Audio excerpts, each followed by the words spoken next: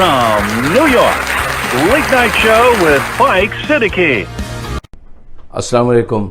मैं फाइक सिद्दीकी शो के तमाम देखने वाले दोस्तों को पाकिस्तान में और पाकिस्तान से बाहर जहाँ पे भी हैं, मैं आपसे एक रिक्वेस्ट करना चाहता हूँ। और मेरी रिक्वेस्ट ये है कि आप इस वीडियो को देखिए जो मैं आपको दिखाने जा रहा हूँ, और आप इसको अपने 5 या 10 लोगों के साथ शेयर कीजिए और उनसे कहिए कि वो इसको आगे ज़रूर 5-10 लोगों को शेयर करें। एक नेटवर्किंग शेयरिंग का कायम कीजिए।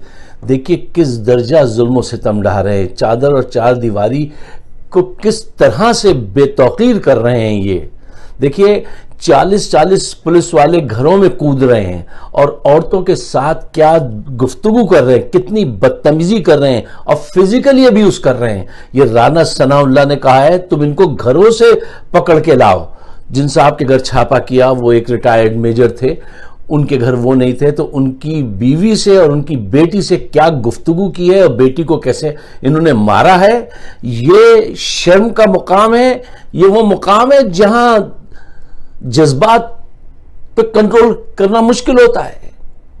ये बदमाशी, गुंडागर्दी, ये किसकी शय पे है?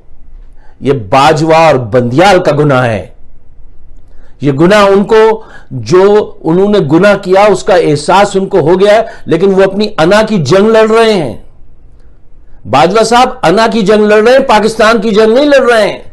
और तारीख आपको याद रखेगी, ये बात याद रखिएगा, जो जुल्म सितम ये कर रहे हैं और आप देख रहे हैं और आप न्यूट्रल हैं, आप खामोश हैं। ये खामोशी इतनी जोर से चीखेगी कि ये हर तरफ सुनाई देगी। ये जो जुल्म सितम आपकी मौजूदगी में अंडर योर नोज हो रहा है, ये हर तरफ सुनाई देगी। आज भी सुनाई देगी, आप नवंबर में जब घर चले जाएंगे तब भी सुनाई देगी, और रोजे महशर भी सुनाई देगी।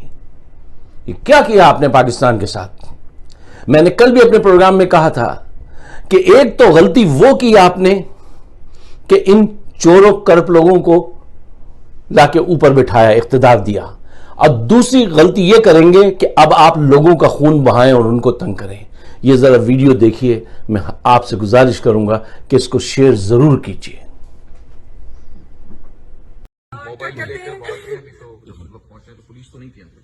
मेरे वालिद साहब आर्मी में थे और हम लोग तो इस तरह के लोग नहीं हैं कि वो किसी के भी घर के अंदर घुस के। आर्मी में क्या थे? मेरे वालिद साहब रिटायर्ड मेजर थे आर्मी में, और हम लोग मतलब ये कोई तरीका तो नहीं है कि 40 के 40 मर्द और गुंडों की तरह घरों के अंदर दरवाजे था आपके गेट तोड़ के अंदर घुस गए हैं।